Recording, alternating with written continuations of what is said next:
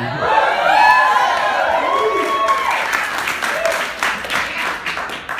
boy.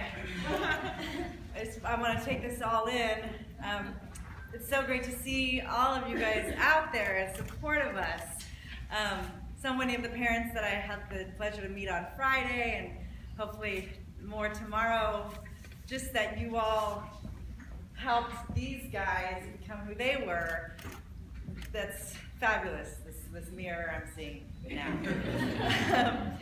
So I have sort of a unique experience that's happening for me because I've learned a lot in this program about how I work. The ways that I work that benefit me, the ways that I work that may work against me at times. Yes, you understand. And sometimes those things overlap and are confused, and it occurs to me that it's an ongoing process of doing your best in the moment and trusting that creator to take my wave into shore. Last night, I decided to wait till the last minute to write. Oh gosh, I'm getting that tetany in my wrist.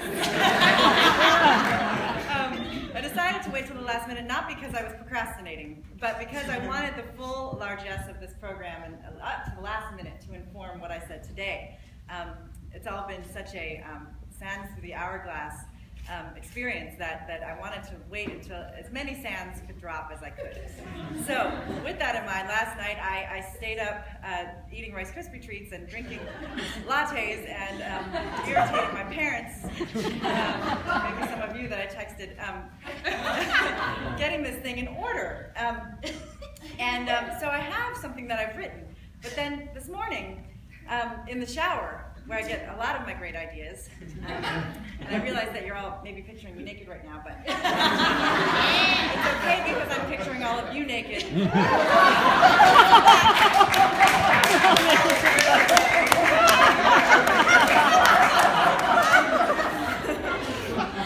So what I decided I might do now is sort of give you a combination of the things that I penned on the keyboard and the things that came to me with my body wash. So start with the black and white. Thank you, oh ye group of utterly unique souls who are known en masse in this context as Ensemble 2. Thank you for choosing me to be among the representatives to speak today, to put into 5 minutes a summation of the last 2 years. A truly satisfying one-size-fits-most retrospective would be about as form-fitting as these fetching purple gowns we're wearing, which, even in their seeming shapelessness, come in different sizes.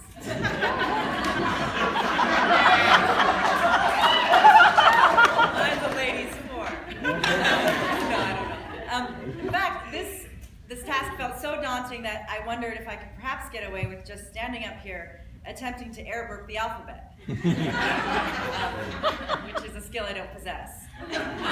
So that's why I ruled it out. I have 300 seconds, actually now probably like 257 seconds. Do I look forward or do I look back?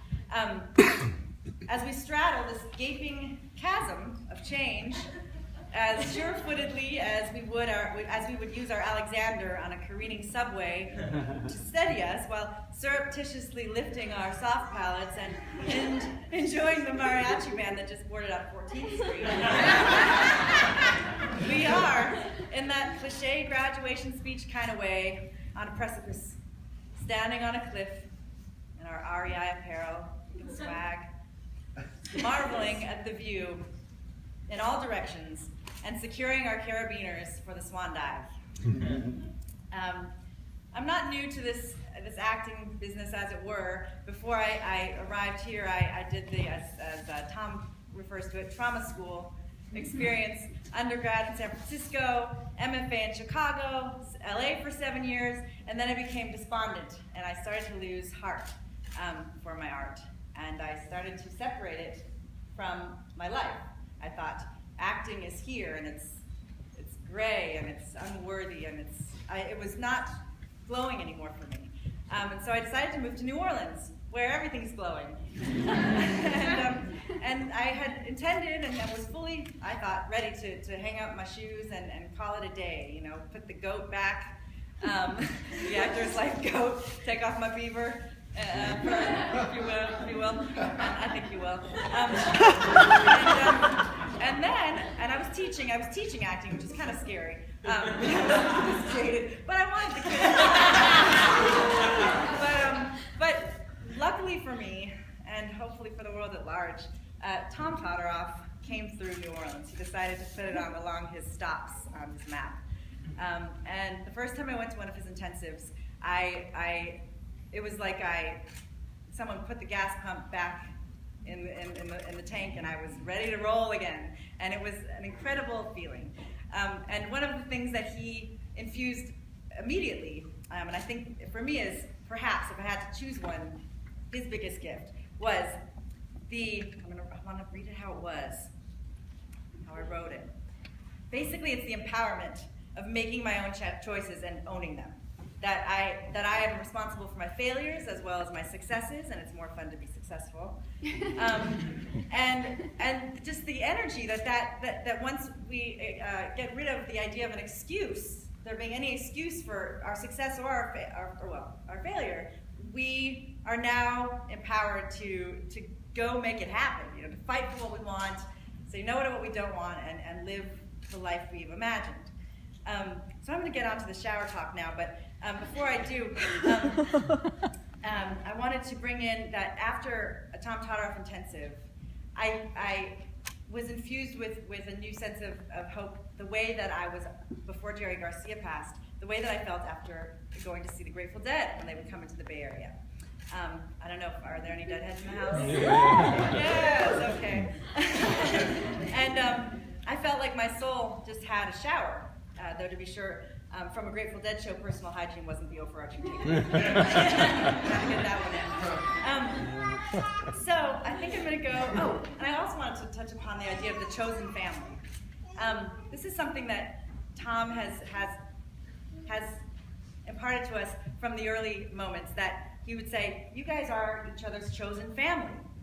And I think for me, and I think some others too, I initially bristled at this. I thought, these jerks. I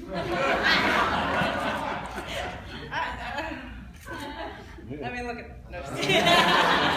But, you know, are these the people? I will choose my chosen family, gosh darn it, you know, and this is just who happened to be in this program with me. And but now, I have learned so much from each of you. The people, the discomfort I felt, the times where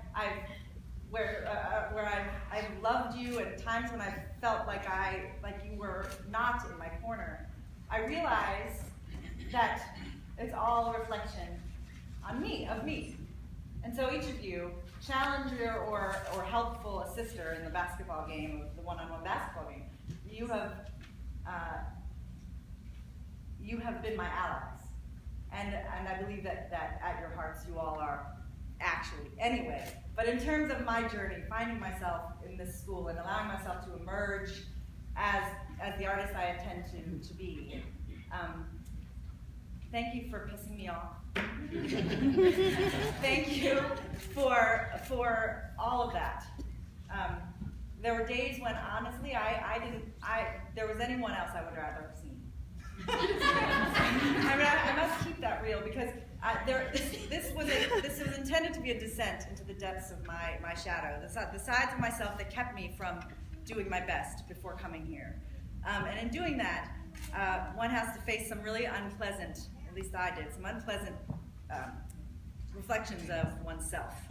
And it's great because once you see them, kind of like Space Invaders, you're able to shoot them down effectively, rather than just have them crawling around in there who knows where. So that's just been a really great gift. I should probably get going. So thank you for that. Now, as for the shower stuff, I'm just going to go at random. I'm not going to show them all, but I learned from the Ancestor Project, everybody has someone who loves them deeply. There's that great T-shirt that says, "Jesus loves you, everyone else thinks you're a real jerk." It reminds me of that. But we all have ancestors who are in our corner, who are fighting, who want us to do the best we can do, and that's really wonderful. You can use everything. Janice Orlandi taught me this. I think it's Chekhovian. The discomfort, the uncomfortable feelings, no matter what they are, like this one right now for me, actually, in many ways. I can notice it as an actor, and I can use it to get me closer to the humanity of what I'm choosing to illuminate, you know? Yeah, so good and bad, it's all usable. Your clown is always right, so don't be afraid to make a fool of yourself. You can do something really all tense and bound up, and you can also do that same exact thing, relax. Which is nice. Either way, time is passing. So make use of it. You'll sometimes ask yourself, do these pants go with this shirt? The answer is no. But the answer is also yes, so wear whatever the heck you want. Opinions abound, you know, express yourself. Love takes time and love makes time. This is another great adage from Tom Todoroff. If you're not taking the time to do something, check, because maybe that means you don't love it. But if you do love it and you're not taking the time, then maybe there's something inside yourself that you're not loving, and attend to that. The small stuff. They always say don't sweat the small stuff, but I think I've learned that sweating the small stuff actually gives you a vision into the big stuff, which is lurking right behind the small stuff. So sweat the small stuff, pay attention, and then look behind it, because you'll find out why you're sweating it. It's a big one. Be on time, or you'll be fined $100 and have to write a letter.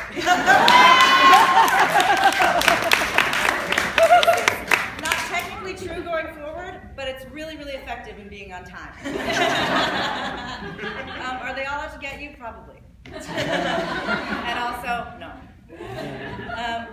And finally, a lot of us have gotten through and been empowered by watching a show called RuPaul's Drag Race. It's a contest where drag queens compete to be eventually, depending on their creativity, uniqueness, nerve, and talent, one of them becomes the drag superstar. And I heard when we were watching season 6, someone was saying they were sort of critiquing a queen that said, "I need to stay true to my drag. I need to stay true to my drag." Even though the judges were saying, "Well, why don't you try being more glamorous?" Or, you know, "Why don't you try something different?"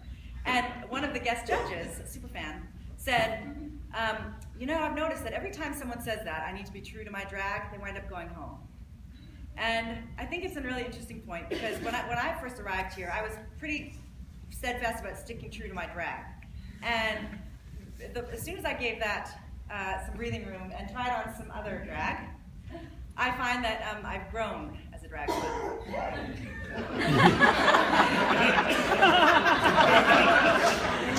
And therefore, I want you to all be encouraged to stay true to your drag, but also make sure that you're not limiting yourself. Finally, and I promise this is the final thing, in the words of Grateful Dead lyricist Robert Hunter, which I inscribed in glittery puffy paint on a pair of Birkenstocks in 1992. I'd like to sing a quote from my favorite Grateful Dead song, and I think it applies to us here.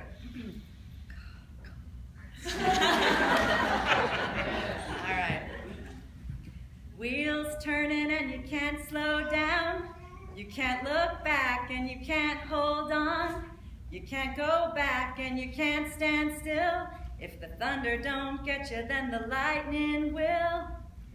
Small wheel turned by the fire and rod. Big wheel turned by the grace of God. Every time that wheel turns round, you're bound to cover just a little more ground. You're bound to cover just a little more ground.